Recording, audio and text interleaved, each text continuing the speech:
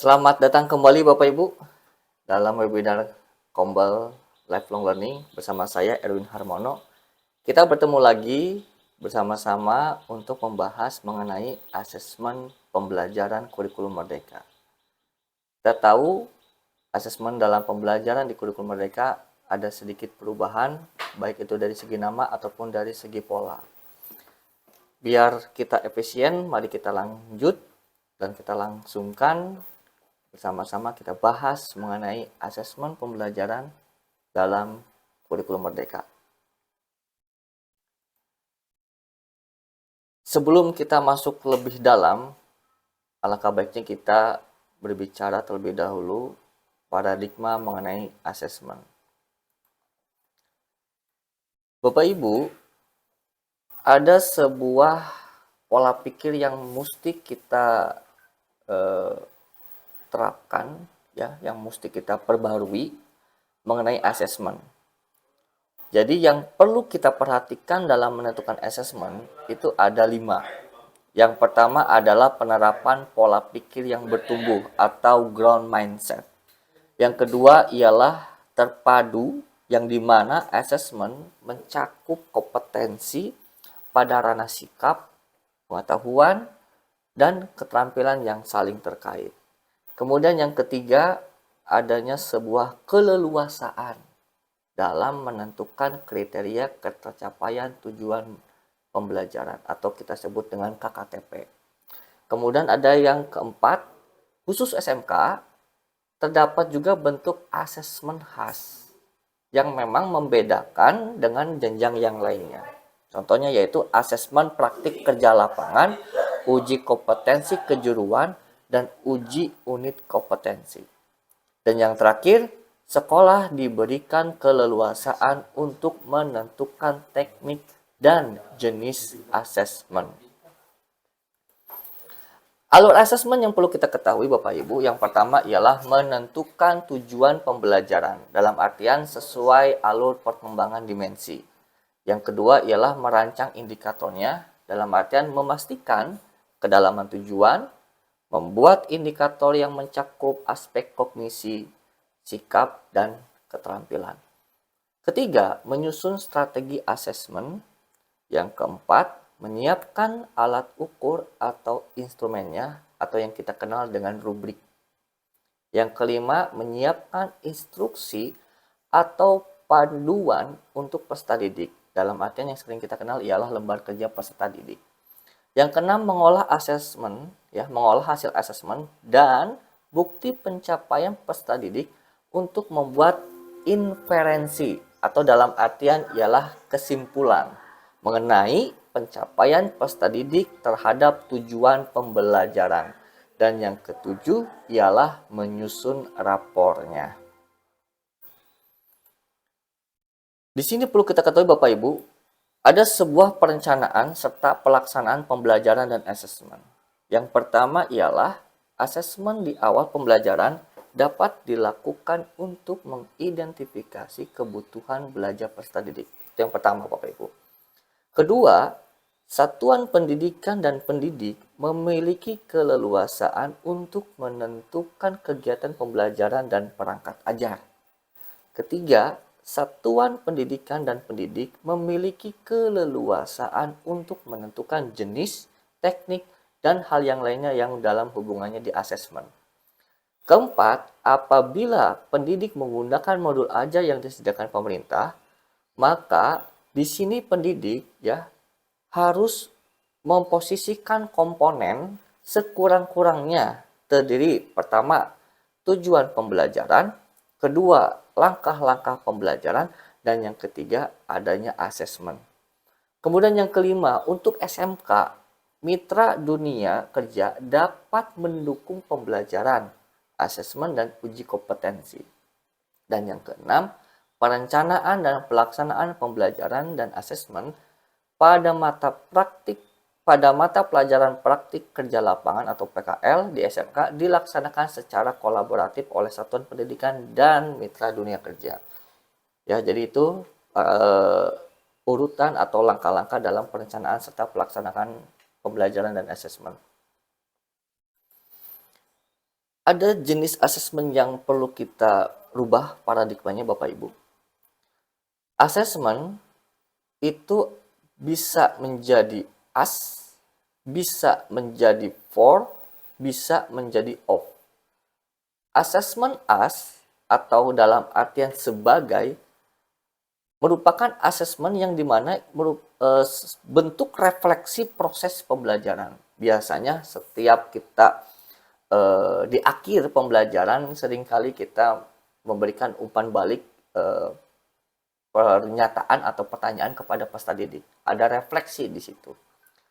Kemudian ada assessment for, untuk, ya. Dalam artian di sini perbaikan proses pembelajaran. Ini perlu kita lakukan ketika pada saat proses pembelajaran terlihat apa yang sudah kita rencanakan, namun dalam praktiknya kurang begitu apa yang kita inginkan. Nah, di sini mungkin perlu kita refleksi diri Bapak Ibu. Apa yang perlu diperbaiki dalam perbaikan pembelajaran. Kemudian ada assessment of atau terhadap. Assessment ini ialah evaluasi pada akhir proses pembelajaran. Nah, kalau kita runtutkan ke samping Bapak Ibu, assessment formatif itu lebih banyak ada di bagian komponen assessment as dan sebagian di assessment for. Kemudian ada assessment sumatif. Kalau assessment sumatif itu sebagian ada di assessment for, namun lebih banyak di assessment of. Nah, ini merupakan satu kesatuan learning atau pembelajaran di kelas Bapak Ibu semua. Kita lihat kecenderungan pelaksanaan asesmen sebelumnya. Jadi pada saat pembelajaran umumnya kita melakukan asesmen itu dimulai dari of, for, kemudian merucut ke as. Nah, pelaksanaan asesmen yang diharapkan seharusnya Bapak Ibu dimulai dari asesmen as, asesmen for, dan asesmen of. Nah, ini mudah-mudahan dengan adanya informasi ini bisa merubah kita dalam pelaksanaan asesmen.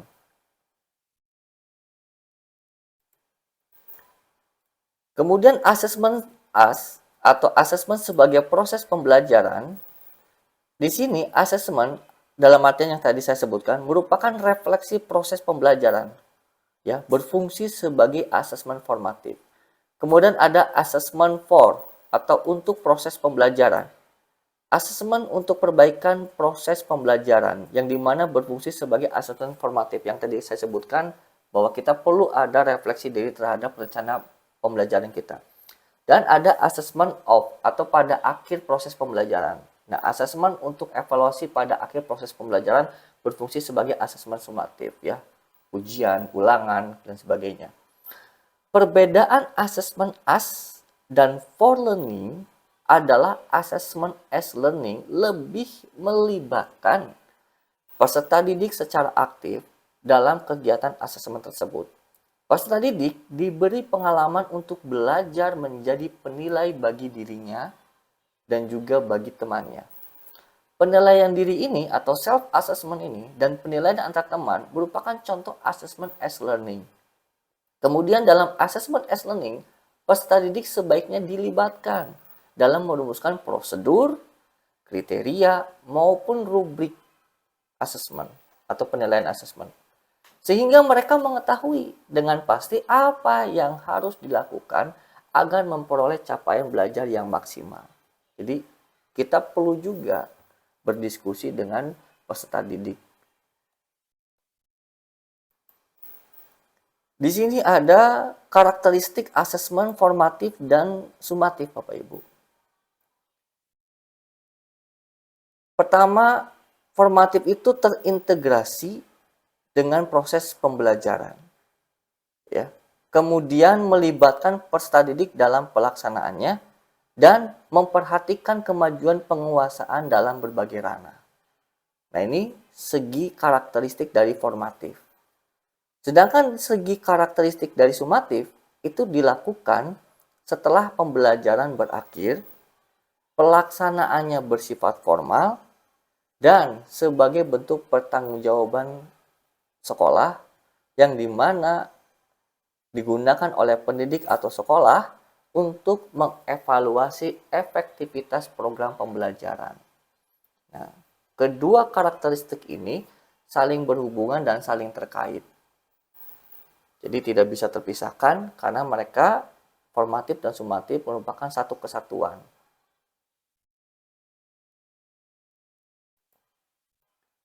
Ada titik temu antara asesmen formatif dan asesmen sumatif.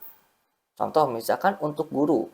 Dalam asesmen formatif itu mengawasi pembelajaran peserta didik, memastikan perkembangan peserta didik, mengecek pemahaman peserta didik, dan untuk peserta didik sendiri dalam asesmen formatif itu adalah untuk mengevaluasi pembelajaran dirinya, membangun pengetahuan, mengidentifikasi kekuatan dan kelemahan, dan meningkatkan kemampuan.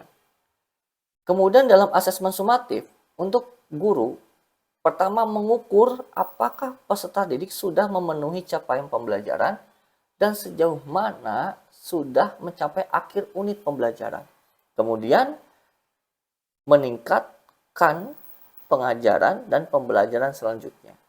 Sedangkan untuk peserta didik, yang pertama mereka dapat memahami performa di akhir unit pembelajaran. Kedua, memahami apakah mereka sudah memenuhi capaian pembelajaran dan sejauh mana sudah mencapai akhir unit pembelajaran. Kemudian keduanya ada titik temu Bapak Ibu. Kedua asesmen ini merupakan cara untuk menilai pembelajaran murid. Yang kedua juga merupakan kesempatan untuk menerima dan memberikan umpan balik, serta merupakan untuk cara mengevaluasi keefektifan pengajaran dan pembelajaran. Penekanan pada asesmen formatif dilihat dari fungsinya terlebih dahulu Bapak Ibu. Kondisi saat ini ya, yang biasa tadi dilakukan ada assessment of learning lebih berat ketimbang assessment for dan assessment S.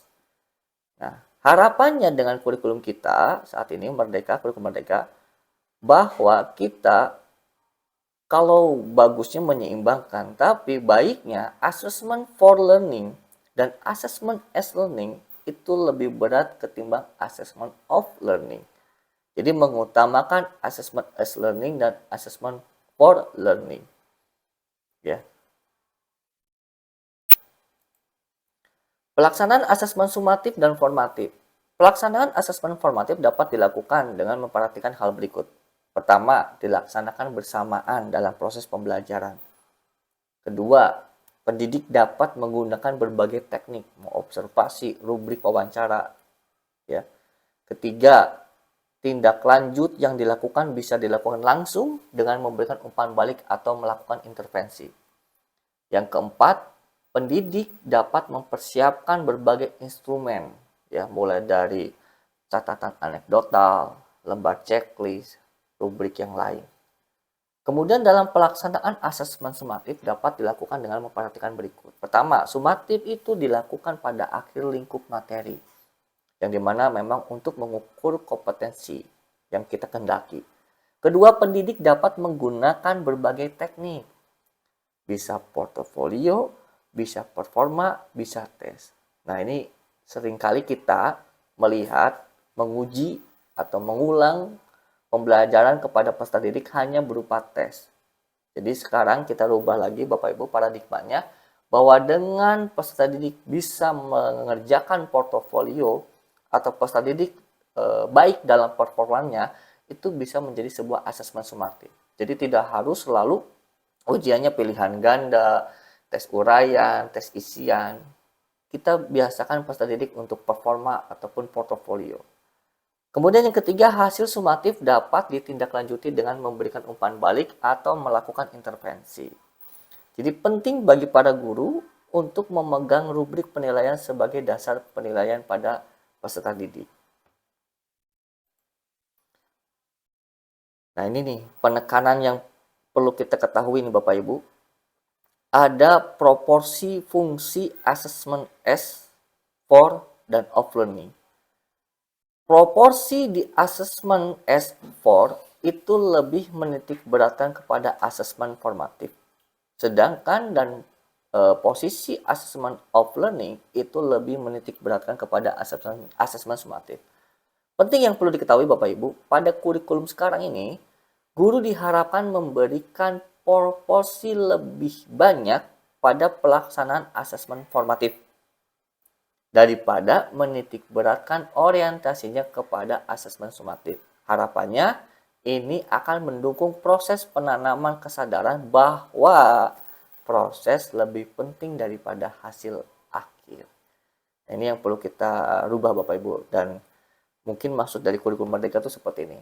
Ya, kalau dulu zaman kita Bapak Ibu ada ujian nasional gitu ya, yang menitik beratkan kepada hasil ketimbang proses. Nah, ini pengen dirubah paradigma itu.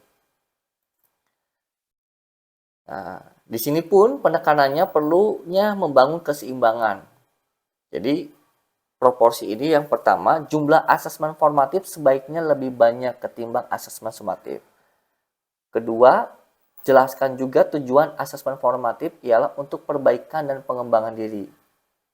Asesmen formatif dapat membantu mereka mendapatkan nilai yang lebih baik dalam asesmen sumatif di akhir. Kemudian membangun keterkaitan antara asesmen sumatif dan formatif. Ya, dengan merancang asesmen formatif yang berkontribusi pada tugas sumatif dapat menurunkan beban kerja peserta didik dan memperjelas relevansi tugas formatif ini. Kemudian mengubah paradigma belajar yang menitik beratkan pada nilai menjadi belajar yang menitik beratkan pada proses. Kita perlu berubah Bapak Ibu ya. Jika ketergantungan pada asesmen sumatif masih terjadi dengan umpan balik yang sedikit, maka dapat menghambat proses murid untuk mengalami yang namanya pengetahuan. Itu saja Bapak Ibu yang bisa saya sampaikan. Mudah-mudahan informasi mengenai asesmen pembelajaran dalam kurikulum merdeka, khususnya dalam asesmen formatif dan sumatif, membuka wawasan Bapak Ibu, membuka cakrawala Bapak Ibu, membuka pandangan Bapak Ibu lebih luas, dan tidak terkekang dengan paradigma yang konvensional, sehingga asesmen yang kita bisa laksanakan dalam kelas dapat kita rubah. Ya, kita perlu banyak inovasi, kita perlu banyak kreativitas. Itu bisa saja yang saya sampaikan Bapak Ibu. Terima kasih telah ikut berpartisipasi dalam kombel kami. Terus pantau dan terus ikuti kombel kami yaitu live learning. Sampai jumpa lain kali. Sampai jumpa di webinar selanjutnya. Tetap jaya, salam guru hebat. Live learning, long life.